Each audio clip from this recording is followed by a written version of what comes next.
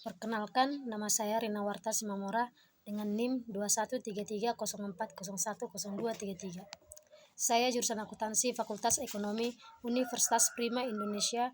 Dengan ini akan menyampaikan atau mempresentasikan dengan judul Sistem Akuntansi Penerimaan dan Pengeluaran Kas pada mata kuliah Sistem Informasi Akuntansi dengan dosen Bapak Dr. Hotua Samosir.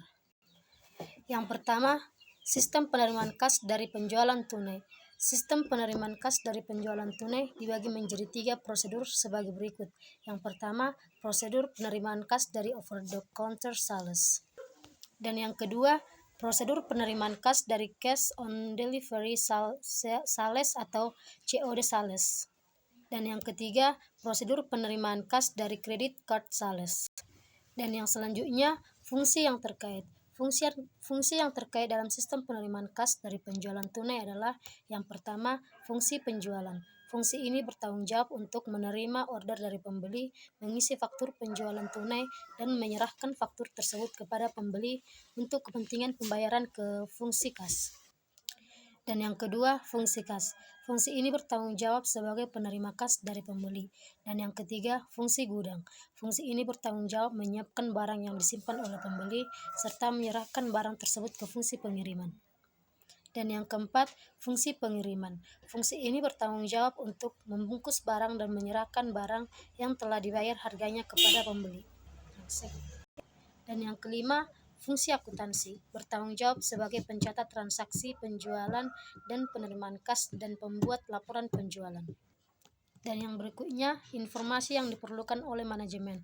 Informasi umumnya diperlukan oleh manajemen dari penerimaan kas dari penjualan tunai adalah yang pertama, jumlah pendapatan penjualan menurut jenis produk atau kelompok produk selama jangka waktu tertentu.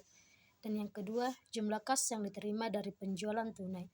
Dan yang ketiga, jumlah harga pokok produk yang dijual selama jangka waktu tertentu. Dan yang keempat, nama dan alamat pembeli. Informasi ini diperlukan dalam penjualan produk tertentu. Namun pada umumnya, informasi nama dan alamat pembeli ini tidak diperlukan oleh manajemen dari kegiatan penjualan tunai. Dan yang kelima, kuantitas produk yang dijual. Dan yang keenam, nama wiraniaga yang melakukan penjualan. Dan yang ketujuh, otorisasi pejabat yang berwenang. Dan yang berikutnya, dokumen yang digunakan. Dokumen yang digunakan dari sistem penerimaan kas penjualan tunai adalah yang pertama, faktur penjualan tunai. Dokumen ini digunakan untuk merekam sebagai informasi yang diperlukan oleh manajemen mengenai transaksi penjualan tunai. Dan yang kedua, pita register kas atau kas register type. Dokumen ini dihasilkan oleh fungsi kas dengan cara mengoperasikan mesin register. Pita register ini merupakan bukti penerimaan kas yang dikeluarkan oleh fungsi kas dan merupakan dokumen pendukung faktur penjualan tunai yang dicatat dalam jurnal penjualan. Dan yang ketiga, credit card sales slip. Dokumen ini dicetak oleh credit card center bank yang menerbitkan kartu kredit dan diserahkan kepada perusahaan atau disebut merchant yang menjadi anggota kartu kredit. Bagi perusahaan yang menjual barang atau jasa, dokumen ini diisi oleh fungsi kas dan berfungsi sebagai alat untuk menagih uang tunai dari bank yang menggunakan kartu kredit untuk transaksi penjualan yang telah dilakukan kepada pemegang kartu kredit. Dan yang keempat, bill of lading. Dokumen ini merupakan bukti penyerahan barang dari perusahaan penjualan barang kepada perusahaan angkut umum. Dokumen ini digunakan oleh fungsi pengirim dalam penjualan COD yang penyerahan barangnya dilakukan oleh perusahaan angkutan umum. Dan yang kelima, faktur penjualan COD. Dokumen ini digunakan untuk merekam penjualan COD. Dan yang keenam, bukti setor bank. Dibuat oleh fungsi kasa sebagai penyetoran kas yang diterima dari piutang ke bank.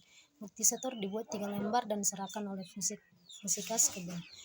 Bersama dengan penyetoran dari piutang ke bank, 2 lembar tembusannya diminta kembali bank setelah ditandatangani dan dicap oleh bank sebagai bukti penyetoran kas ke bank. Bukti setor bank diserahkan oleh fungsi kas kepada fungsi akuntansi dan dipakai oleh fungsi akuntansi sebagai dokumen sumber untuk pencatatan transaksi penerimaan kas dari piutang ke dalam jurnal penerimaan kas. Dan yang ketujuh, rekapitulasi beban pokok penjualan. Dokumen ini digunakan oleh fungsi akuntansi untuk meringkas harga pokok produk yang dijual selama satu periode Dokumen ini digunakan oleh fungsi akuntansi sebagai dokumen pendukung bagi pembuatan bukti memorial untuk mencatat harga pokok yang dijual. Dan yang berikutnya, catatan akuntansi yang digunakan. Catatan akuntansi yang digunakan dalam sistem penerimaan kas dari penjualan tunai adalah yang pertama, jurnal penjualan. Jurnal penjualan digunakan oleh fungsi akuntansi untuk mencatat dan meringkas data penjualan.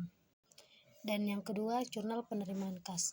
Jurnal ini digunakan oleh fungsi akuntansi untuk mencatat penerimaan kas dari berbagai sumber, diantaranya penjualan tunai.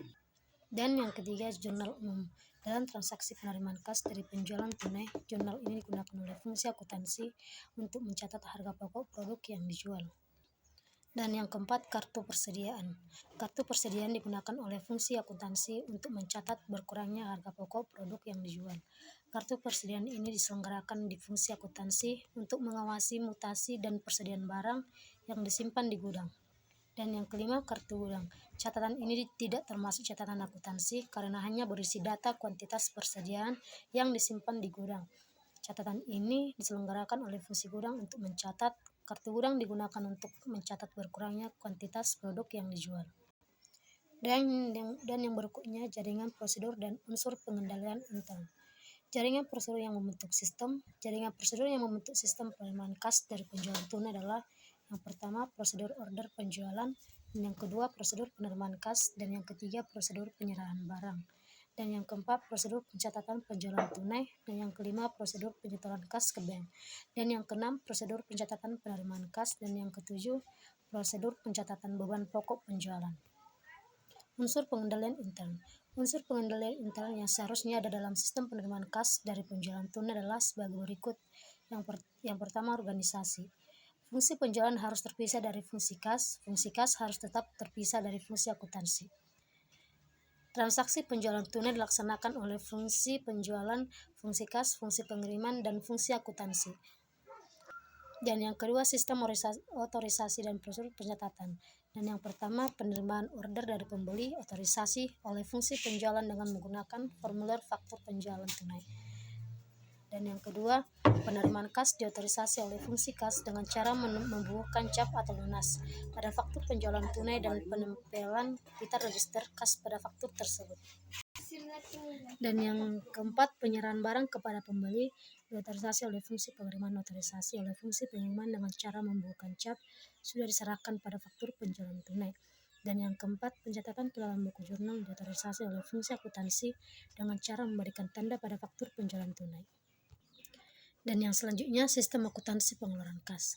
Sistem pengeluaran kas terdiri dari sistem akuntansi pengeluaran kas dengan cek dan sistem pengeluaran kas dengan uang tunai melalui sistem dana kas kecil.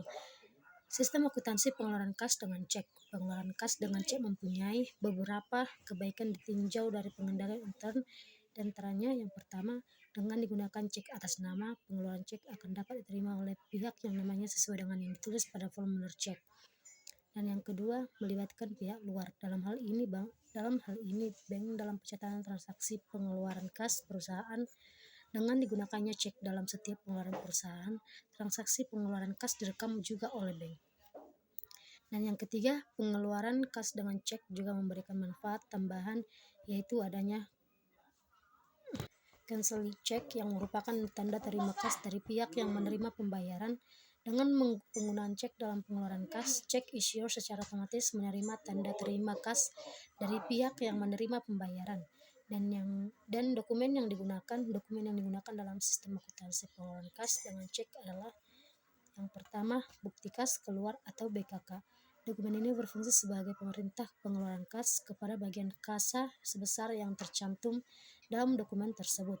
BKK ini juga dikirimkan kepada kreditur sebagai surat pemberitahuan dan sebagai dokumen sumber bagi pencatatan berkurangnya utang. Dan yang kedua, cek. Cek merupakan dokumen perintah kepada bank untuk melakukan pembayaran sejumlah uang kepada pihak atau orang tercantum dalam dokumen tersebut. Dan yang ketiga, permintaan cek. Dokumen ini berfungsi sebagai permintaan dari fungsi yang memerlukan pengeluaran kas kepada fungsi akuntansi untuk membuat bukti kas keluar. Catatan akuntansi yang digunakan dalam sistem akuntansi pengeluaran kas dengan cek adalah yang pertama, jurnal pengeluaran kas. Catatan ini digunakan untuk mencatat segala pengeluaran kas yang dilakukan oleh perusahaan. Dokumen sumber-sumber yang dipakai sebagai dasar pencatatan dalam jurnal ini adalah faktur dari pemasok yang telah dicap atau lunas oleh fungsi kas. Dan yang kedua, register cek. Register cek ini digunakan untuk mencatat cek perusahaan yang dikeluarkan untuk pembayaran para kreditur perusahaan atau pihak lain. Fungsi yang terkait dengan sistem akuntansi pengeluaran kas dengan cek adalah yang pertama, fungsi yang memerlukan pengeluaran kas. Fungsi ini biasanya mengajukan cek kepada fungsi akuntansi atau bagian hutang jika memerlukan pengeluaran kas untuk suatu kepentingan perusahaan. Permintaan cek ini harus mendapatkan persetujuan dari kepala fungsi yang bersangkutan.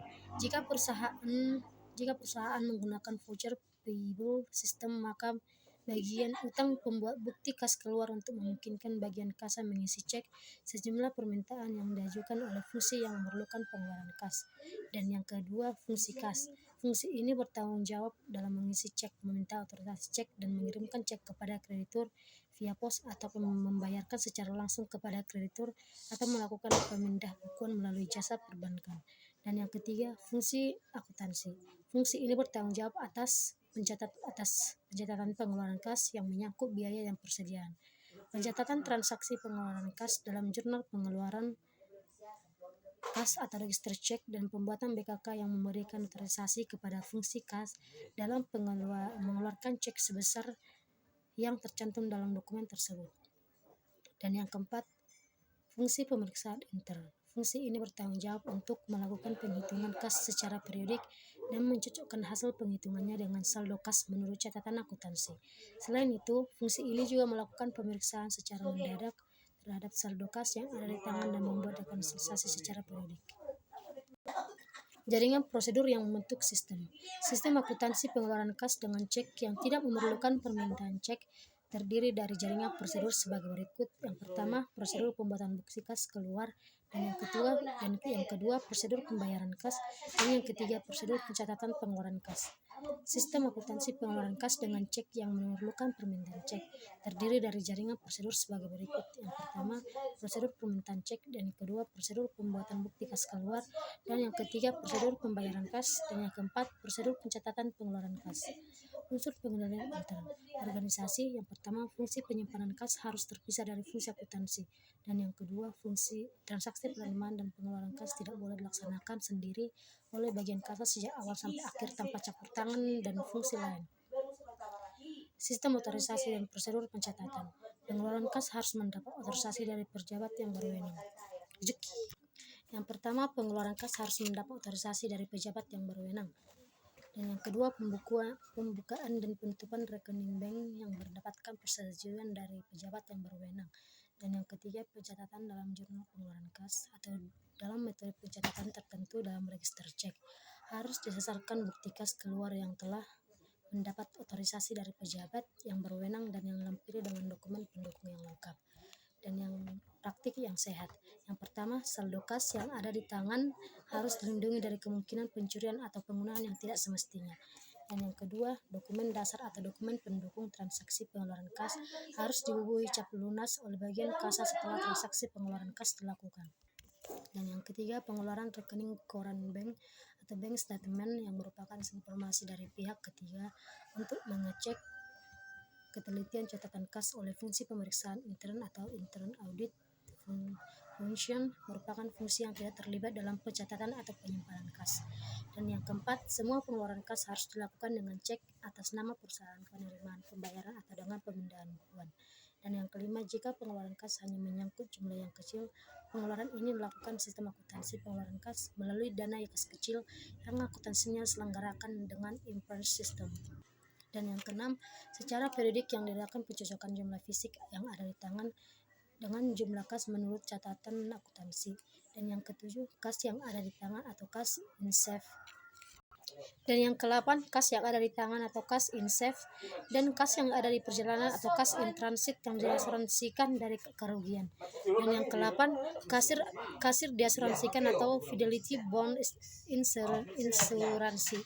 Dan yang kesembilan, kasir dilengkapi dengan alat-alat yang mencegah terjadinya pencurian terhadap kas yang ada di tangan, atau misalnya mesin register kas atau almari besi dan strong room. Dan yang ke-10, semua nomor cek harus dipertanggungjawabkan oleh bagian kas. Begitulah hasil presentasi saya pada video ini. Pada video selanjutnya saya akan membahas tentang sistem akuntansi persediaan. Sekian dan terima kasih.